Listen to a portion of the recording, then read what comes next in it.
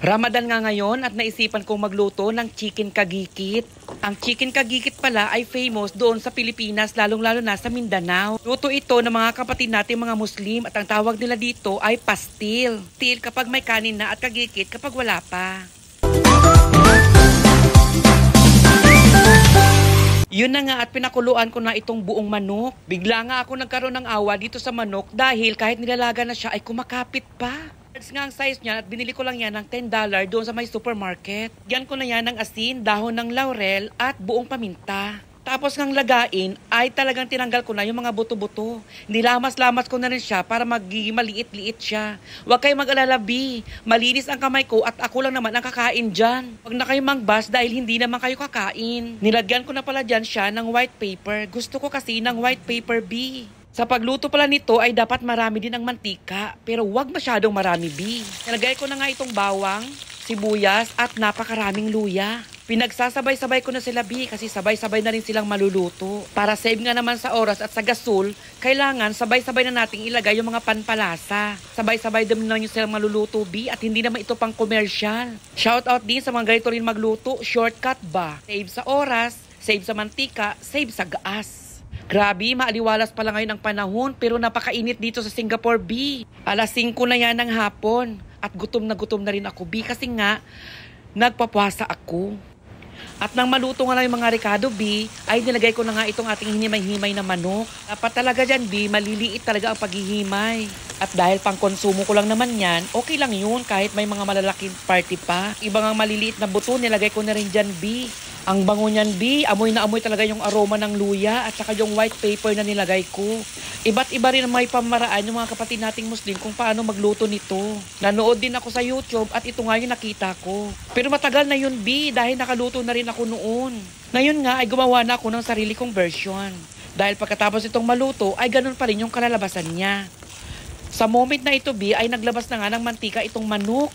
At dahil hindi nga non-stick yung ginamit kong kaldero, at ito na nga ay nagdidikit-dikit na siya. Pero okay lang yan, B.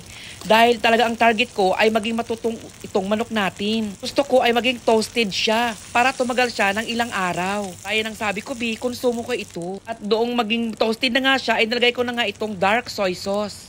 Bali product ito dito sa Singapore at wala na akong nakitang silver swan o kaya dato puti soy sauce, kaya ito na lang yung ginamit ko. Literal na dark soy sauce talaga siya, B, dahil biglang nangitim itong aking niluluto. Sa party na yan ay hindi ko matitikman yung aking niluluto, B. Dahil nga nagpa-fasting ako, pero tingin ko okay lang ito, B, at hindi naman siya masyadong maalat siguro. Bigla nga dumating yung kaibigan ko dyan at tinawag ko siya. Tinikman niya nga itong niluluto ko at ang sabi niya matabang pa nga daw. Kaya yun, hinalo-halo ko pa siya. Ito nga at nangitim na talaga itong ating manok, B. Nagdagan ko nga ng soy sauce ito at dito nga at sa part na yan ay nilagyan ko na siya ng pangpalasa. Hindi na ako naglagay ng asin dyan at saka bitsin, B. Ginamitan ko nga lang sa dyan ng Maggi liquid seasoning. Wala na akong dinagdag na kung ano-ano pa, B. Ito lang talaga yung nilagay ko. At sa portion na dyan, B, biglang nangitim na nga talaga ito mga tutong dito sa may ating kawali. Tsakwa ay luto na, kaya nilagay ko na nga itong ating spring onions. Luto na, B, itong ating kagikit. B. As in, namumuo talaga yung mga laway ko dyan dahil hindi ko nga siya matikman at gutom na rin ako. Ilalagay ko na nga rin siya, B, dito sa may malalagyan. Dahil pang irang araw ko na rin ito nakakainin. Siguro magustuhan nito ng mga kasama ko, kaya bibigyan ko din sila dahil hindi naman ako maramot. Tignan nyo, B. Nagmamantika talaga siya. Ito talaga ang gusto kong pagkaluto, B. You toasted at nagmamantika talaga.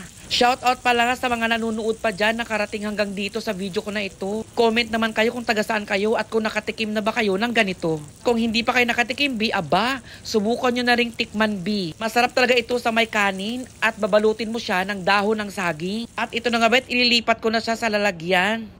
Takam na takam nga ako dyan, B, at takam na din yung mga kasama ko. Kung nagustuhan mo pala ang video na ito, B, aba, i-like mo na at i-share sa mga kasama mo na gusto mo rin patikman ng kagikit pastil chicken.